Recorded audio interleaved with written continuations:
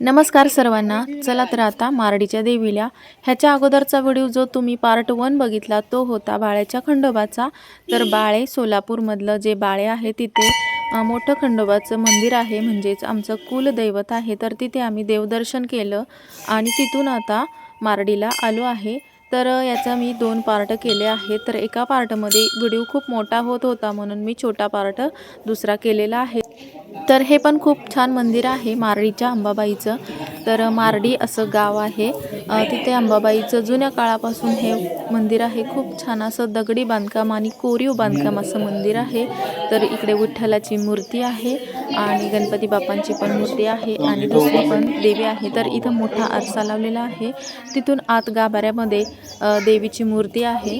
तर तिथं आमचा मान असतो ओटी भरायचा. तर आम्ही ओटी ती भरलेली होती, पण त्याचा व्हिडिओ शूट झालेला नाही. चुकून तो व्हिडिओच शूट झाला नाही. तर आम्ही देवदर्शन घेतलेला सर्व व्हिडिओ होता, पण शूट झाला नाही. पण जाऊ द्या, नंतरच्या वेळेस जर गेल्या तर आम्ही तिथलं पूर्ण आतलं गाभाऱ्यातलं मी देवदर्शन तुम्हाला देते देवीचे.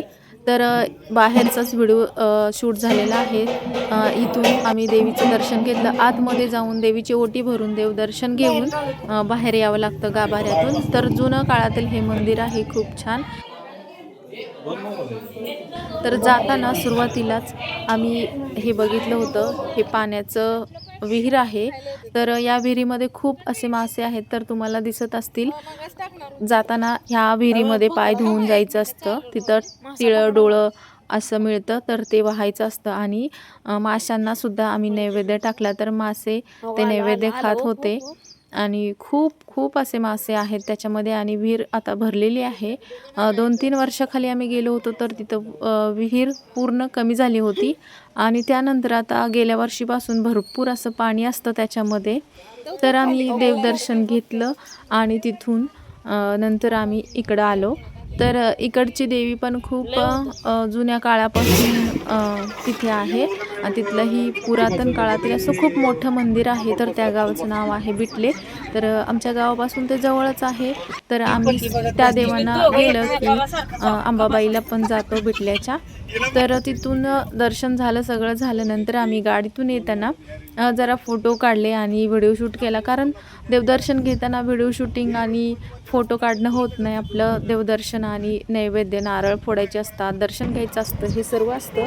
त्यामुळं ते काही जमलं नाही. जिथं जिथं जमेल तिथं मी थोडं थोडं शूट केलं आहे. नंतर बघा ही नदी आहे. ही नदी ना फुल अशी भरलेली होती. ह्या नदीला कधीच पाणी नसते, पण ह्या पावसाळ्यामध्ये इतकी भरली होती.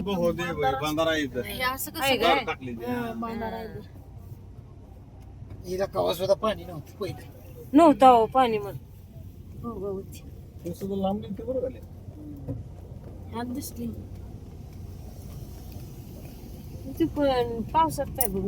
नदीचा पूल असल्यामुळे गर्दी होती.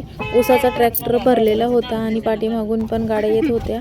तर ऊसाचा ट्रॅक्टर तुम्ही बघू शकता, त्याला क्रॉस करून आम्ही नंतर पुढं आलो पूल संपल्यानंतर. आणि नंतर बघा तुम्ही इथं पायऱ्या किती आहेत. खूप उंच असं अंबाबाईचं मंदिर आहे, बिटल्याची अंबाबाई. तर हे पण जुन्या काळातील मंदिर आहे. परत सुधारणा केली आहे. फरशी ती टाकून घेतली आहे. अगोदर इथं फरशी ती काहीच नव्हतं.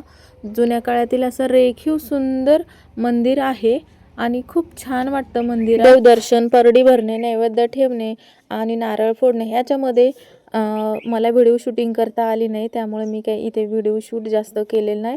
पण मंदिरामध्ये खूप शांतता आणि खूप मोकळं वातावरण. इथे काही गर्दी नसते. थोडंसं खेडेगाव पडतं, त्यामुळे इकडे काही जास्त गर्दी नसते. यात्रा असते त्यावेळेस इथं खूप गर्दी असते. तर या मंदिराला चारी बाजूने दरवाजा आहे, छोटे मोठे असे दरवाजे आहेत.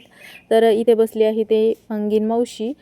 तर त्यांचा मान असतो, त्यामुळं त्या तिथं त्यांच्या 5 परड्या घेऊन बसल्या आहेत. आणि इथं पण आम्ही परड्या भरल्या, बाहेर पण भरल्या. आणि आतमध्ये गाभाऱ्यात बघू शकता किती छान असं मंदिर आहे, कोरीव मंदिर आहे. तर खूप छान वाटतं. नंतर आम्ही घरी आलो. बाळाचा खंडोबा, मारडीची अंबाबाई आणि बिटल्याची अंबाबाई कसं झालं आमचं देवदर्शन हे नक्की कमेंट करून सांगा. चला भेटूया पुढच्या व्हिडिओमध्ये. तोपर्यंत बाय.